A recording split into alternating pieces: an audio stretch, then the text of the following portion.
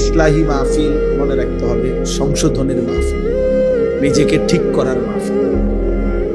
ইসলাহি মাহফিল, ইসলাহ এটা আরবি শব্দ, সংশোধন করা, ঠিক করা, মেরামত করা, মানে জিন্দেগি গঠন করা, জীবন গড়ে তোলা। জীবন গড়ে তোলা, নষ্ট হওয়া খুব সহজ, পচে যাওয়া সহজ, কিন্তু গড়ে তোলা একটু কঠিন। যথেষ্ট পরিমাণ মেহনত, ধারাবাহিক কষ্ট স্বীকার, ত্যাগ স্বীকারে মানুষ নিজেকে গড়ে তোলে, নিজেকে গড়ে তোলে। এই জন্য ভাইয়া এটা একটা জরুরি বিষয়। আমরা আসলে একটা আশা নিয়ে ওয়াজ করি, এই জন্য একটু কঠোর থাকি, যে মোবাইল চালাইতে দেই না, কথাবার্তা বলতে দেই না, উট বাদাম খাইতে দেই না। আসলে উদ্দেশ্য হলো দিলের সবটুকু তামান্না থাকে যে পরিবর্তন চাই, পরিবর্তন চাই। কোন এক আল্লাহর বান্দা যদি আল্লাহর দিকে ফিরে, তো আল্লাহ তাআলা ভীষণ খুশি হয়। তো যে বান্দা পরে ফিরবার ক্ষেত্রে উসিলা হইল, আল্লাহ তো তার প্রতিও অনেক খুশি।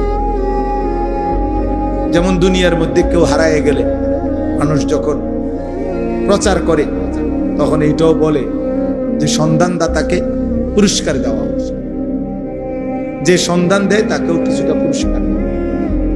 তো আল্লাহ তাআলার কোন বান্দা যখন গুনাহ আর নাফরমানিতে লিপ্ত হয়, তো সে যেন আল্লাহ থেকে হারায় গেছে। এবার আল্লাহ তাআলার কাছে যখন সেই বান্দা ফিরে আসে, তো আল্লাহও তালাশ করে ও কার উসিলায় ফিরে আসে, কে তারে আমার সাথে জুড়াইয়া দিল, আল্লাহ তখন তাকেও উপযুক্ত পুরস্কার দেন। এই আশা নিয়ে আমরা আসলে নিজেদের ব্যক্তিগত আমল একদমই কম, কিন্তু এটা ভাবি, চেষ্টা করি নিজেদের এই একটু মেহনত ফিকির বলার দ্বারা, একটু আহাজারির দ্বারা যদি কোনো এক আল্লাহর বান্দা, কোনো একটা ছেলে, মুসলিম কিশোর যুবক ছেলেগুলো যদি বদলায়, তাহলে তার জীবনটা সুন্দর হবে, সে নেক আমল করবে, ফলে আমরাও কিছুটা সওয়াব পাবো। এই আশা, আলহামদুলিল্লাহ আমরা এখন অনেক আশাবাদী। আমাদের এই ছোট্ট ওয়াজের বয়স আজকে 22 বছর, সেই 2004 সাল থেকে বয়ান। তো এই 22 বছরে দিন রাত্র খাইয়া না খাইয়া যখন যেটুকু আল্লাহ মিলাইছে চলছি, বিনিময়ে এখন আইসা আশাবাদী খুব দেখি চারিদিকে আলহামদুলিল্লাহ অসংখ্য স্কুল, কলেজ, ইউনিভার্সিটি পড়ুয়া, কিশোর, নওজোয়ান ব্যাপকভাবে আল্লাহর দিকে ফিরতেছে। আমি তোমরা ছেলেরা যারা, তোমাদের সত্য কথা, তুমি মনে করো না আব্বা, এই তোমরা যে কয়েকজন নারী, ছবি, মোবাইল, অশ্লীল দৃশ্য, নামাজ নাই, সেজদা নাই, আল্লাহ নাই, রসুল নাই, পাক নাফাকের ধার ধারণ, মনে করো না এই গোটা সমাজের উপর সভ্য করে গেছে। এটা ভাইব না। আলহামদুলিল্লাহ এখনো নতুন করে লাখ লাখ ছেলে আল্লাহর দিকে ফিরতেছে। আলহামদুলিল্লাহ, আলহামদুলিল্লাহ, আলহামদুলিল্লাহ। ফজর ক্যাম্পেইনের ছেলেরা আমরা সারা বাংলাদেশে কাজ করে, ফজরের নামাজের জন্য অগণিত ছেলে, হাজার হাজার ছেলে সারা বাংলাদেশে প্রতিদিন এখন আল্লাহর বান্দাদেরকে ফজরের নামাজের জন্য জাগায়। অথচ ইউনিভার্সিটির ছাত্র, ভালো ভালো ছিল।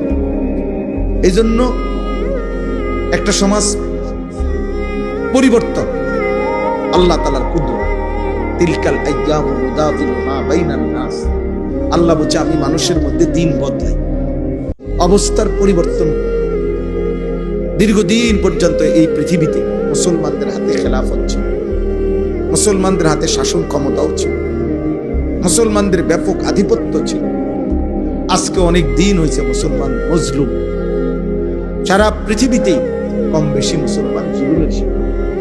পৃথিবীর কোথাও মুসলমানের, ইসলামের একক আধিপত্য কম।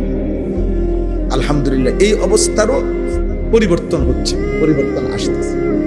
ইনশাআল্লাহ নতুন সূর্যোদয় হবে, নতুন সূর্যোদয় হবে একদিন, নতুন সূর্যোদয়। আমরা বাংলাদেশ নিয়ে, আমি ব্যক্তিগতভাবে শুধু আমার একটি দেশ না, আমি সারা পৃথিবী নিয়ে স্বপ্ন দেখি।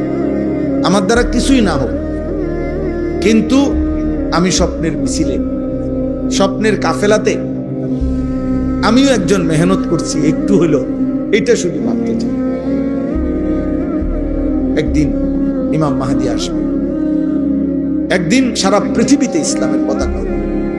এটা আমার নবী সাল্লাল্লাহু আলাইহি ওয়াসাল্লামের বাণী।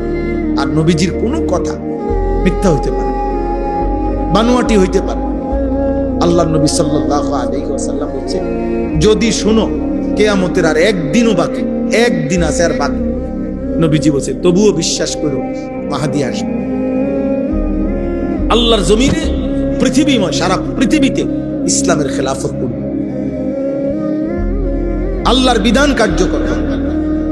যদি মনে করো আর একদিন বাকি, অতএব এটাই সত্য, এটাই সত্য। আব্বা মনে রাখো, এটাই সত্য। আজকে অনেকের কাছে মোল্লা মৌলবী অবহেলিত হইতে পারে, একদিন এমনও হইতে পারে ফাসিক ফুজ্জার সমাজের সবচেয়ে ঘৃণিত। আজকে অনেক ছেলে পেলে হয়তো এই পরিমাণ অহংকারী যে যারা বাবা মা, একটি সমাজের সমস্ত মানুষ দুশ্চরিত্র দুষ্ট ছেলেদেরকে ভয় পায়। চুল চেহারা দেখলে চোর ডাকাইতের মতো মনে হয়, মাস্তান সাদাবাজের মতো মনে হয়, গাঁজাখোর ফুট্টাখোর বাবাখোরের মতো মনে হয়। ফলে কেউ আতঙ্কে মাতে না, মনে করে আবর্জনা লাগাইয়া লাভ নাই, হাত ধরে লাভ নাই, ওই ময়লা পচে গেছে, নষ্ট হয়ে গেছে।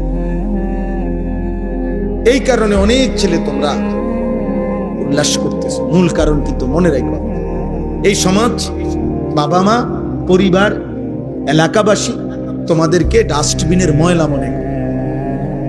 এক ওয়াক্ত নামাজ যার কপালে চোটে না, এই জানোয়ারকে এই সমাজ ময়লা মনে করে। এটা এক ধরনের জানোয়ার, এটা এক ধরনের জানোয়ার। এই জানোয়ারকে কেউ ঘরে নিতে চায় না, কেউ ডাকেও না। জানোয়ারকে ডাকবে কেন? এই হাইওয়ান পশুকে কেন ডাকে? এ তো মানুষ না, পশু।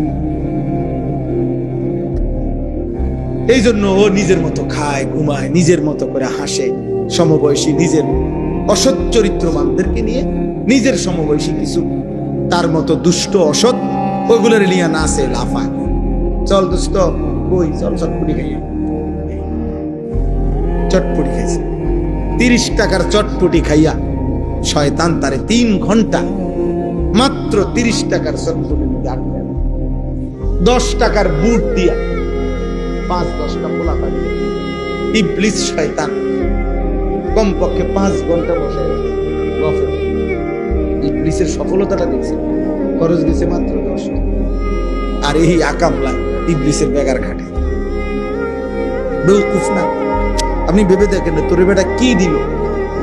এতে একটা মোবাইল দিছে, তুই শুধু মাঝে ধরতেও পারতি না, শুইতেও পারতি না, শুধু চাই এই নষ্ট করবি নিজেরে, তোর যৌবন শেষ করবি, হারাম বীর্যপাত করবি, হ্যাঁ শেষ। টাকা দিবে তো টাকা তুমি দিবা, নষ্ট হইবে তুমি দিয়ে, আমি দিব। তোমার আব্বার থেকে চুরি করে টাকা আনবা, মিথ্যা বলে টাকা আনবা, তুমি নষ্ট হইবা, আমি টাকা দিব কেন? এই জন্য টাকা কোনো ইবলিসে দেয়, টাকা ইহুদি বেঈমানে দেয়, টাকা খ্রিস্টান বেঈমানে দেয়, টাকা ব্রাজিলের বেঈমানে দেয় নাই, টাকা আর্জেন্টিনার বেঈমানও দেয়। টাকা নিছে তোমার, নষ্ট করছে।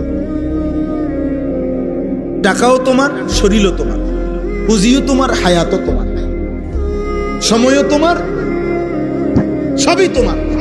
বেঈমান কিছুই দেয় না।